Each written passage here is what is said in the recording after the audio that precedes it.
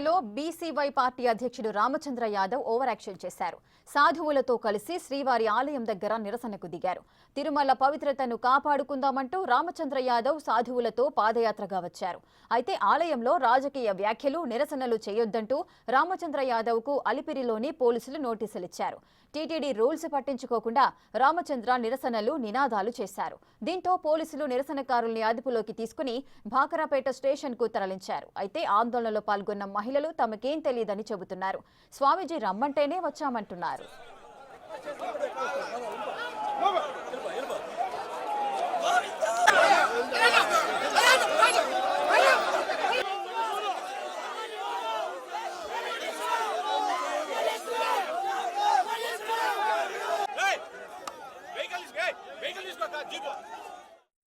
అందరికీ నమస్కారం.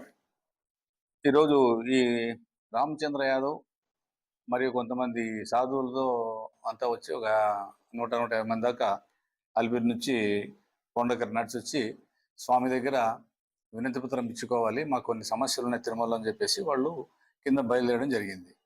సో అంతా మేము కిందికి వెళ్ళి వాళ్ళు నోటీస్ సర్వ్ చేసాం మా 2 టౌన్ ఇన్స్పెక్టర్ ద్వారా. అలిపిరిలోనే పైన మీరు స్వామి దర్శనం చేసుకోవడం మాకు అభ్యంతరం లేదు, లక్షణంగా దర్శనం చేసుకొని రావచ్చు, కాకపోతే ధర్నాలు తర్వాత ఈ రాజకీయాలు మాట్లాడాలి చేయకూడదని చెప్పాము.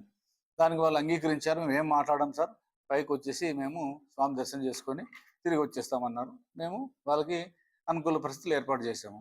అనుకునే విధంగానే వాళ్ళు నడిచి కొండకు పైకి వచ్చారు. వచ్చి అన్నదానం దగ్గర భోజనం చేసుకున్నారు. తర్వాత వరాస్వామి దర్శనం చేసుకున్నారు. ఇంకా అక్కడి నుంచి వైకుంఠం క్యూ కాంప్లెక్స్ వైపు పోకుండా అఖిలాండ వైపు వచ్చి కూర్చున్నారు. మేము అక్కడికి చెప్పాము, ఇక్కడ కూర్చోకూడదు, తిరుమలలో ఇటువంటి చేయడం నిషిద్ధము, ఇది దైవికమైన ప్లస్ దేవస్థానం అటువంటి ఇక్కడ చేయడం నిషిద్ధము చర్య యాక్ట్ ప్రకారము అని చెప్పడం జరిగింది. అయినా వాళ్ళు వినుకోకుండా లేదు మేము ఇక్కడే కూర్చుంటాము అనేసి కొద్దిగా ధర్నాలాగా చేయడం వల్ల మేము వాళ్ళని తీసుకెళ్లి ప్రివెంటివ్ అరెస్ట్ చేసి కిందికి పంపించడం జరిగింది. అలాగే చర్య యాక్ట్ కింద కూడా వాళ్ళ కింద చర్య తీసుకోవడం జరుగుతుంది. సమస్యలు ఏవైనా ఉండొచ్చు, వాళ్ళు దేవునికి చెప్పుకోవడంలో మాకు తప్పు లేదు. దేవుని దగ్గరికి వెళ్ళి వాళ్ళు వినతిపత్రం ఇచ్చుకోవచ్చు, దేవునికి కోరికలు ఎంతో మంది కోరుకుంటారు, వాళ్ళు కోరుకోవచ్చు. కానీ బయట ధర్నాలా కూర్చొనేసి గుంపు కూర్చునేసి ఇక్కడ చేయకూడని పని అదే కదా. కొండ మీద ధర్నాలా కూర్చోకూడదు, గ్రూప్గా కూర్చొని ధర్నాలు, రాస్తారోకలు, రాజకీయ ప్రసంగాలు, వ్యక్తిగత విషయాలు షూటింగ్ చేయడం ఇటువంటివన్నీ నిషిద్ధం కాబట్టి అవన్నీ చేయదంటే కూడా చేస్తున్నారు. మేము ఒకవేళ వాళ్ళని ఆపాలనుకుంటే, చేయకూడదు అనుకుంటే అలిపిల్లోనే ఆపేవాళ్ళము, లేదా జేఎన్సీ దగ్గర ఆపేవాళ్ళము, లేదా ఇంకోసారి ఎక్కడైనా ఆపేవాళ్ళం. ఎక్కడ ఎవరిని ఆపలేదు మేము. వాళ్ళు లక్షణంగా పైకి వచ్చారు, నడుచుకుంటూ అన్నదానంలో భోజనం చేశారు, వరాస్వామి దగ్గర దర్శనం చేసుకున్నారు.